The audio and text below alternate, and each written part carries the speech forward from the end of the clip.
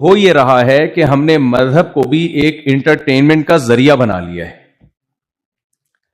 یعنی انسان نے جب دیکھا نا کہ اس کا دل چاہتا ہے اپنی خواہش کو پورا کرے وہ اپنی، تو اس نے پھر جب وہ دیکھا کہ مذہب میں خواہشات پوری نہیں ہو رہی تو مذہب میں ہی خواہشات کو گھسیڑ دیا ہے. ایک مثال دیتا ہوں. اسلام میں کھانا پینا عبادت ہے یا روزہ عبادت ہے؟ ذرا آپ بھی بولیے. جو یہ ہماری بہنیں بیان سننے کے لیے آئی ہوئی ہیں وہ بھی پردے میں ہیں، بول تو سکتی ہیں نا وہ بھی، تاکہ مجھے پتا تو چلے نا کہ یعنی آپ کی حاضری رہے بیان میں. اسلام کھانے پینے کی کہیں ترغیب ہے اسلام میں؟ آج ہمارا جو دین بن چکا ہے وہ کھانا پینا بن چکا ہے. مذہبی رسومات میں دبا دب دیگیں ہی دیگیں ملیں گی آپ کو. حلیم کی دیگیں، بریانی کی دیگیں، حلوے کی دیگیں، لنگر، ہر جگہ آپ کو. دیکھو کسی کا مذاق اڑانا مقصد نہیں ہے. کچھ لوگ فطرتی بھاری جسم کے ہوتے ہیں قدرت کی طرف سے، وہ تو اللہ کی طرف سے ہیں. صحابہ میں بھی کچھ ایسے تھے جن کا جسم بھاری تھا. محدثین میں بھی میں نے ایسے بزرگوں کو دیکھا ہے جو 24 گھنٹے میں صرف ایک ٹائم کھاتے ہیں، وہ بھی چند نوالے، لیکن جسم ان کا ٹھیک ٹھاک بھاری ہے. یہ قدرت کی طرف سے ہے. اس لیے کسی بھاری جسم والے کو دیکھ کے یہ سمجھنا کہ یہ زیادہ کھاتا ہوگا یہ غلط ہے. اور میں نے ایسے باریک باریک دیکھے ہیں جو اتنا کھاتے ہیں کہ بھینسوں کو بھی پیچھے چھوڑ دیا انہوں نے. لیکن ہے کیسے باریک، وہ بدنام نہیں ہوتے. یہ قدرت کا ایک نظام ہے.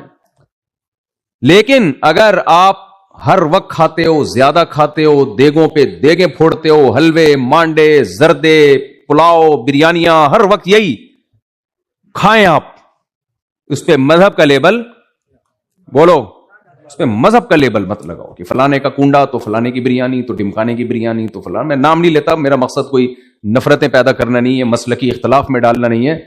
اسلام میں روزہ عبادت ہے، فاقے عبادت ہیں. پھوڑنا پھاڑنا کراچی میں اب کھایا نہیں جاتا. میں تو کراچی کا ہوں نا، مجھے پتا ہے ہوٹلوں میں کھانا ونس اپون اے ٹائم اب پھوڑا جاتا ہے. 2 پلیٹیں پھوڑ کے آ گیا. اب کھانا وانا تو ایک دفعہ کا ذکر ہے، لوگ کھانا کھایا کرتے تھے. اب اور لاہور آپ چلے جاؤ، اف، پنجاب والوں کو دیکھ لو، ماشاءاللہ اللہ اور صحت دے ان کو، اپنے خرچے پہ کھا رہے ہیں، کوئی ہم سے چندہ لے کے تو نہیں کھا رہے، لیکن کھاتے نہیں ہیں، کھاتے نہیں ہیں، پھوڑتے ہیں. سمجھ رہے ہو؟ پھوڑتے ہیں.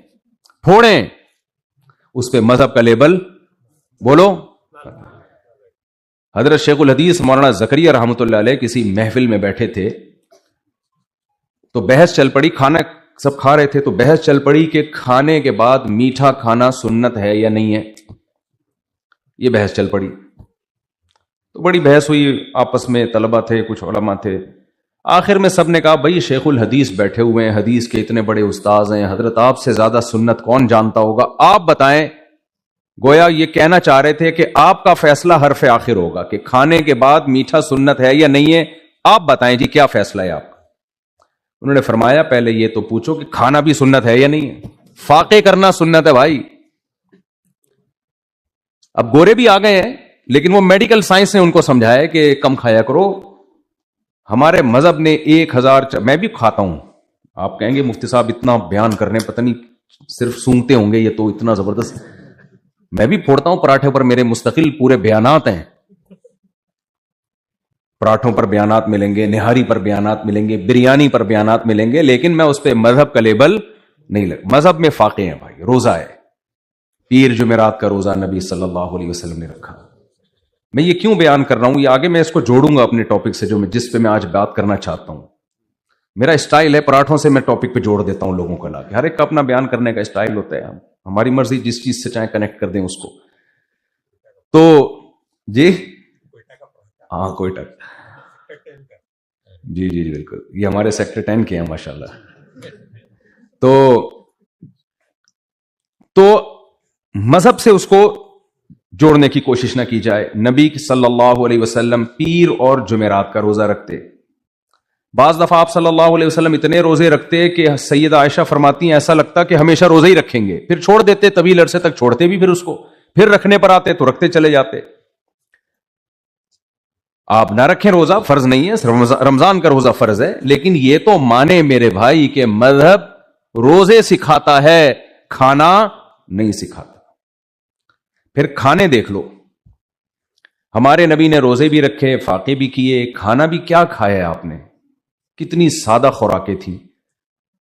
کھجور کھا لی, جو کی روٹی کھا لی, یہی زیادہ تر خوراک تھی آپ کی. چند کھجوریں کھائیں بس ہو گیا کھانا. جو کی روٹی کھا لی. ہم لوگ ایک تو کھاتے نہیں بلکہ پھوڑتے ہیں. پھر کھاتے بھی کیا ہیں, میدے کھاتے ہیں, برگر کھاتے ہیں, پیزے کھاتے ہیں, حلوے کھاتے ہیں, مانڈے کھاتے ہیں, اور زردے, بریانیاں, اور پھر اس پہ مذہبی رسومات. لیبل کیا لگا دیتے ہیں, کوئی مر جائے تیجے کا کھانا ہوگا, اس کا 40ویں کا کھانا ہوگا. میں اکثر ایک واقعہ سناتا ہوں نا, ایک آدمی نے کہ ابا کا انتقال ہو گیا, اللہ سب کے والدین کو محفوظ زندگی دے بھائی, انتقال ہو گیا. تو اب ایک تو ہوتا ہے میت کے گھر کوئی لوگ مہمان آئے ہوئے, بیچارے بھوک لگ رہی ہے, تھوڑا والے ان کو کھلا دیں, وہ تو مجبوری کا کھانا ہے. وہ اگر نہیں کھلائیں گے تو 2-4 میتیں اور ہو جائیں گی, اس کا خطرہ ہوتا ہے. لوگ آج کل بھوک پہ رہ نہیں سکتے. میں پہلے بہت بیان کیا کرتا تھا کہ میت کے گھر کھانا صحیح نہیں ہے. یہ تو نہیں کہتا تھا حرام ہے, لیکن صحیح نہیں ہے. ہمارے اپنے ریلیٹو کے ہاں ایک میت ہو گئی, اور ہم گئے میت کو دفنانے پیدل. واپسی پہ جب ہم آئے ہیں تو پیٹ کمر سے چپک گیا تھا, بھوک سے حالت بری ہوئی تھی. اور گھر ہمارا کراچی میں آپ کو پتا ہے کہ بسوں میں یا ٹیکسی میں کتنا ٹائم لگتا ہے. اس وقت میں نے کہا بھائی کچھ کھلا دو, میت کے ہاں کھانا مکروہ تنزیہی ہے, تحریمی نہیں ہے. تو جو حالت خراب ہوئی تھی. خیر, تو نبی صلی اللہ علیہ وسلم نے روزے رکھے ہیں بھائی. تو ایک میں مثال دے رہا تھا نا, ایک آدمی کے گھر ایک آدمی کے والد فوت ہو گئے. اب لوگوں نے کہا بھی کچھ کھلاؤ, تمہارے ابا دنیا سے گئے ہیں تو ان کے ثواب کے نام پہ ہمیں کچھ کھلاؤ. اب دیکھو عجیب بات ہے, ابا دنیا سے گئے ہیں تو آپ صدقہ خیرات کریں نا چپکے سے, ابا کے لیے قرآن پڑھیں, دعائیں مانگیں. دعوت ہو رہی ہے ابا کے لیے, دعوت ہو رہی ہے جی, ابا گئے ہیں تو اب سب رشتہ داروں کو تیسرے دن جمع کر کے کھانا کھلانا ہے, یا چوتھے دن, یا جون سے بھی دن. یہ مذہب کی تعلیمات ہیں. ابا کے لیے آپ روزہ رکھیں, ثواب پہنچائیں ابا کو روزے کا, نیکیاں کریں. صحابی نے کہا میں کنواں کھدواتا ہوں, ان امی توفیت عنی افاتصدق عنہا, یا رسول اللہ میری ماں کی وفات ہو گئی ہے, کیا میں صدقہ کروں ان کی طرف سے؟ آپ نے فرمایا ہاں. صحابہ صدقہ کرتے تھے, ہم دعوتیں کر رہے ہوتے ہیں. تو اب اس کے ابا کا انتقال ہو گیا, تو جب دعوت ہوئی نا تو اس نے, اب اس کو تو اب عجیب سا لگ رہا تھا کہ یار میرے ابا دنیا سے چلے گئے ہیں اور ہمارے گھر میں دیگیں پہ دیگیں چل رہی ہیں. تو اس نے کہا لوگوں سے, لوگوں میرے ابا دنیا سے چلے گئے ہیں, میرے حلق میں تو نوالا نہیں اتر رہا, دال نہیں کھائی جا رہی, اور تم میرے گھر میں مرغے کھانے کے لیے آ گئے ہو, تمہیں شرم نہیں آتی؟ چلو بسم اللہ کرو.